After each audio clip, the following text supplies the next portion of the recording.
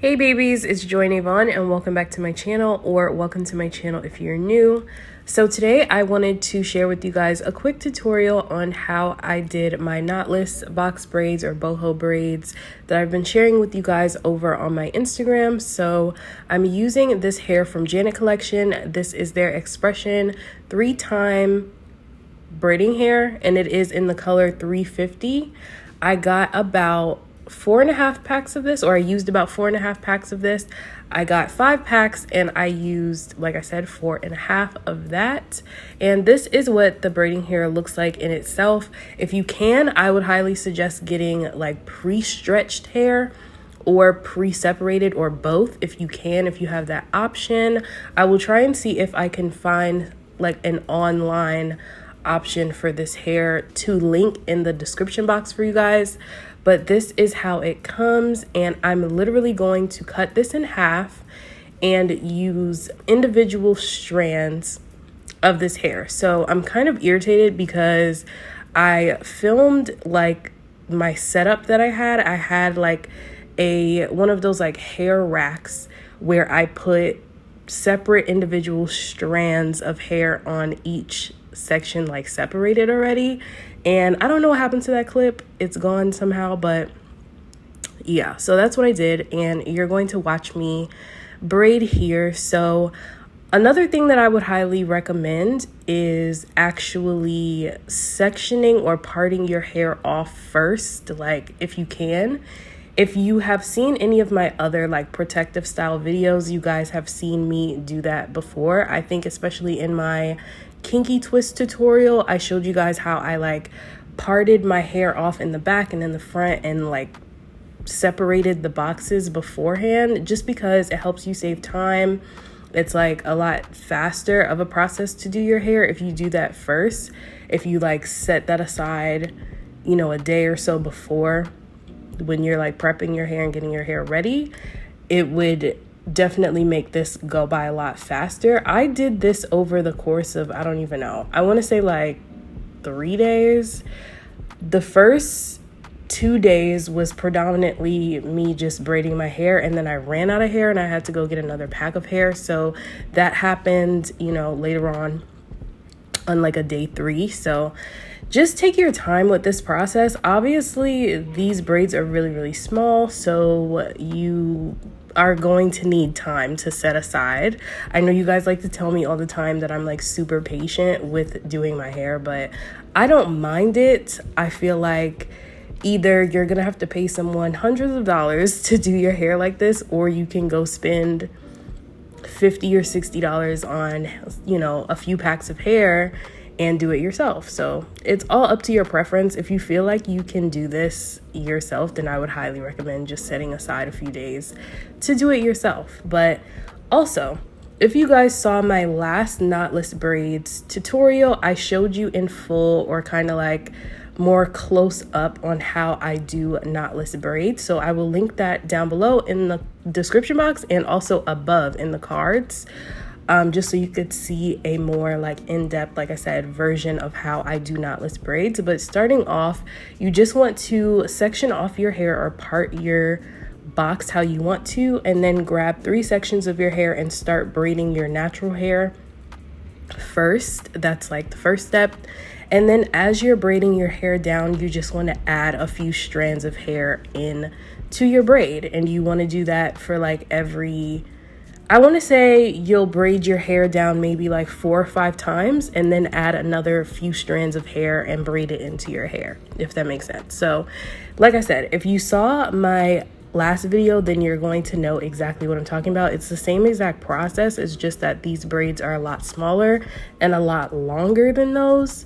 So just keep that in mind. But moving forward, we're just going to speed through this process, and I'll let you guys see how I continuously braided my hair down, especially the back of my hair. As you can see, I'm using 2 mirrors. So I have like a mirror on the wall behind me, and I'm just using a small mirror in front of me to like see the back of my head and just braid my hair down this way.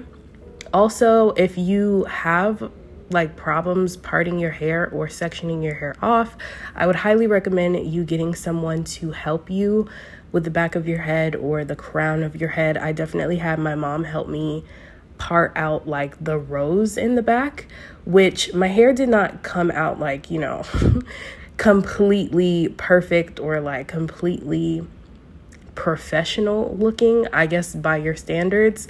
But for me, this is exactly what I wanted it to look like. I would have to say that these are like some of my absolute favorite braids ever that I've like ever done, that I've ever had. One, because knotless braids, if you don't know, if you've never had them, they're a lot lighter than like your average box braids. You using this much hair and having braids this long and this small with like the knotted version of box braids would be so heavy.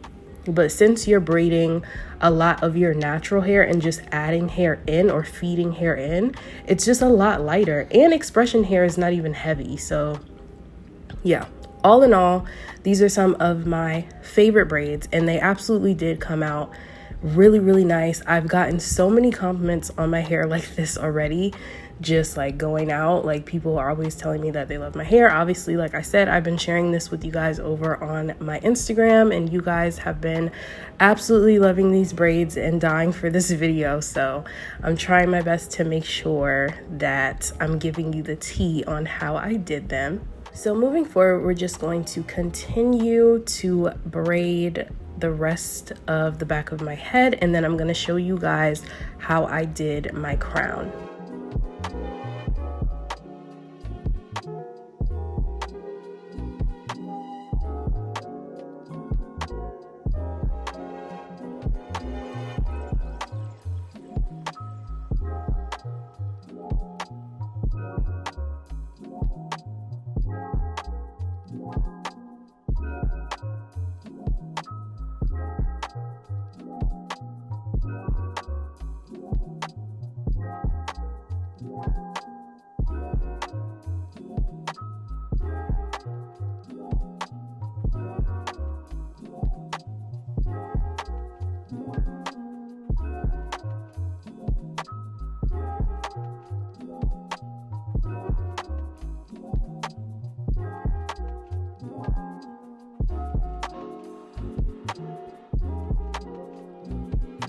Okay, so moving on to the front of my hair, I'm slowing down the process so you guys can get a better look at how I did this. So like I said, you want to create your section, create your box, and just braid your natural hair down about 4 or 5 times. And then once you reach a comfortable long enough area, you want to grab a really small section of hair, or like just a few strands of hair, and feed it into your braid. And you want to continue to do that throughout the whole entire braid until you have like the thickness desired in your braid. Now with these braids, I wanted them to be small, so I didn't really have to feed in a whole lot of hair before I got them to the thickness that I wanted it to be. So after that, you want to just continue to braid all the way down until you have your desired length.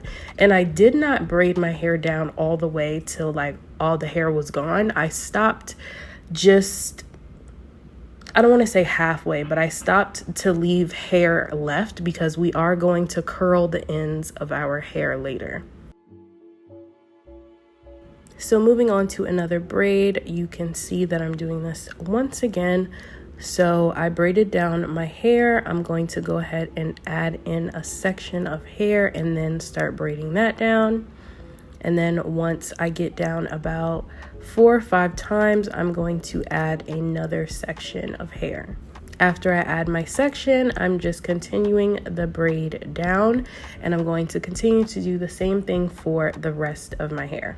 Now, another question that I get about my protective styles whenever I do something like this is, how long is this going to last me?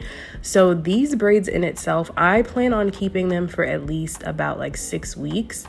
You can for sure leave these braids in your hair though, as long as you really want to. I would say the most I would keep them is for like 2 months though, but I am definitely using like mousse, braid mousse to keep my hair flat and to like not have a whole bunch of frizz. Obviously you want to make sure you're tying your hair down at night, wearing a bonnet, like that type of thing, just so that you're not creating a whole bunch of like frizziness on your hair unnecessarily. I plan on keeping these for a very long time, especially with how long they took me to install. I don't know how people get braids like this and then take them out in 2 weeks. Like, no, this definitely needs to last me a while.